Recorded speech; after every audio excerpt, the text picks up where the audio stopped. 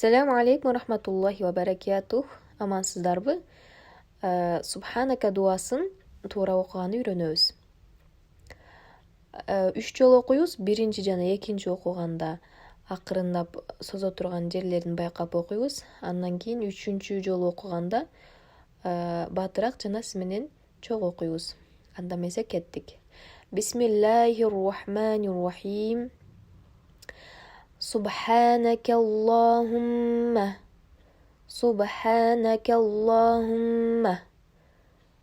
Subha дегендеги жерди созобуз, Wa bihamdika. Wa bihamdika. Wa tabarakasmuka. Wa tabarakasmuka. Wa ta'ala jadduka. Wa ta'ala jadduka. Айн бар бул жерде. Wa ta'ala. Айн тамгасына тилиңиз келбесе дагы жок дегенде ошого жакыныраак айтканга аракет кылышыңыз керек. Wa la ilaha ghayruk. Wa la ilaha ghayruk. Ilaha ghayruk. Ha жумшак тамга. Эми баарын чогуу айтабыз.